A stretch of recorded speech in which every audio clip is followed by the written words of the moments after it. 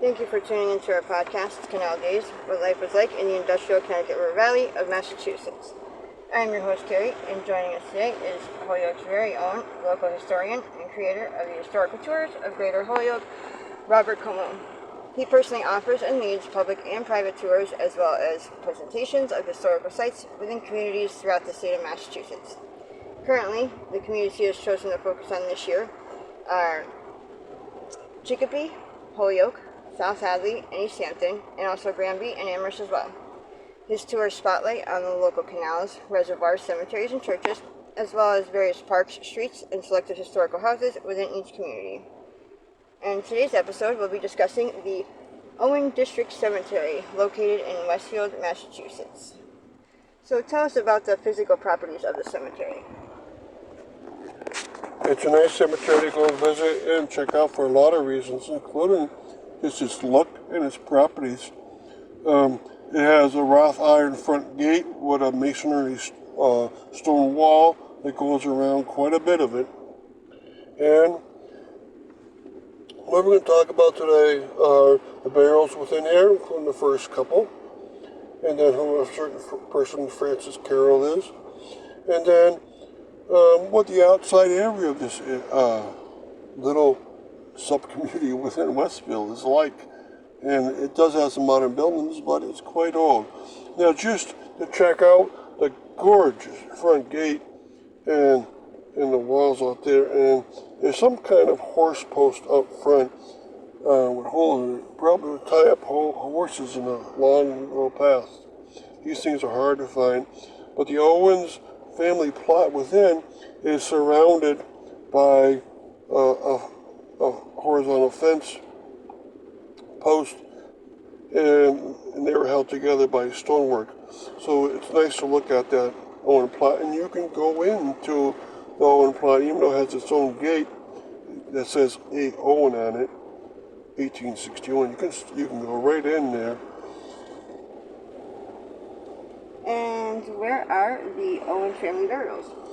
Okay, they're right in the front center, and the first burial inside this whole cemetery, in fact, was an Owen family member, Emily Owen, and her father would die the next month on, about in the year 1808, so that's the birth of this cemetery. And she was the daughter of Obijah Owen and Miriam Owen, and she was only 23 years old. So, and then there's many Owen family members in there from 1808 till some and up into the 1900s. Now her father is also inside of here, Obijah, Abijah Owen. He's buried next to him, and he has an obelisk formed to him, but they all have their personal stones next to it. This was the start of the age of the obelisk, but they also have big brownstones next to it, so their names are in two places, because they died very early on in the 1800s, and then the family bought a big obelisk and put the family names onto it. Now, he's only 55 years old, and it says he was a kind husband and dear parent, and he buried here, just like his wife Miriam Brooks and her daughter and so forth. So the Owens family name is very common within the cemetery, obviously. The whole district was named after them as a work district. And really quick, before we continue with the rest of our interview, just to fill our listeners in, if you want to find out more information or sign up for any of his various tours, you can check out his website at holyokecanaltour.org. And there you can find videos and podcasts of the stops along each of his tours, as well as photos and text of the historical sites throughout as well. And for private tours and other inquiries, you can email him directly at bobcat4214, and his tours make for fun, educational, outdoor activities for families and group parties. So getting back to our interview, who is Francis Carroll? Okay, so if you go around the perimeter, once you pass the Owens family plot, you'll find many stones around. There's one in the back left of center, and that happens to be a person named Francis Carroll. And he died April 26, 1863, at age 23 years old. He died most likely due to wounds caused by the Civil War. He was a private in 11th Massachusetts Infantry, and he died 1863. Gives away he died during the Civil War. I want to research him much more and understand why.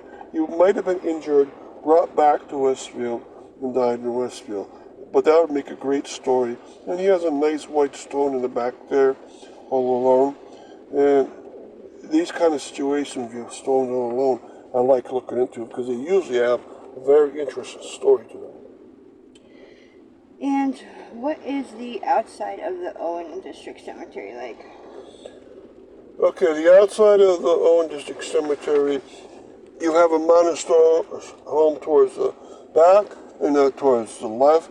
But if you look across the street, there's some open space where you can envision there have been a lot of farmland.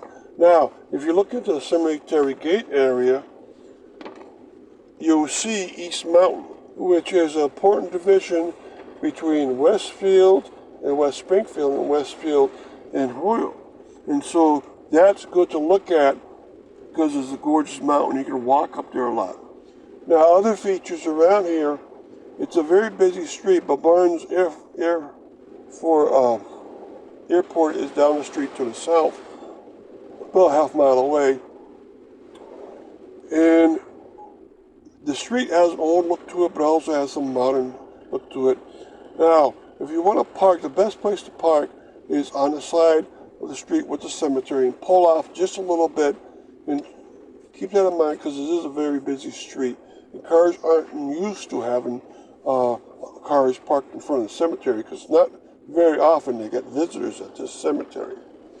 Now, this is a very important cemetery inside of Westfield itself, because in Westfield there tends to be a lot of very old cemeteries that have kept their properties through the years. And what about the footstones? All right, the footstones inside of the Owen District Cemetery is one of the key features because all their footstones are still there and all their headstones are still there and they face the right direction. So headstones, inscriptions should face towards the west, and for the most part they do in the cemetery. Footstone inscriptions should be about 6.5 feet away from the headstone, but they shouldn't point towards the east. And in general, they do point in that direction. So this is a preserved cemetery. Nothing has been moved around. Footstones and headstones still there, and they point in the right direction. So this is a rare sight to have that. Now, about 1850, that mentality of pointing them in certain directions went away. So not all the stones have that property, but they're not supposed to. But the pre-1850 ones do. And so keep that in mind when you visit that. Even inside the Owen plot, you have this. And a few of them off to the left front have that property too. So keep that in mind. And if you want to see a pristine cemetery, here's one in the Connecticut River Valley. They all should have been this way, but they're not. There's another one in Westfield called the Mechanic Street Cemetery, which also has this property. So that means that at some point, probably in the late 1800s, the person in charge of the cemeteries in Westfield didn't go around beautifying everything and get rid of the footstones like they often did in most communities. Thank you very much. And thank you, Robert, for educating us on your tours and historical topics of your expertise. And we want to thank our listeners for tuning in. And you can check out a large selection of our other podcasts on his website as well as on SoundCloud.com. And be sure to stay up to date with new podcasts and videos posted daily. Thank you and hope you join us again.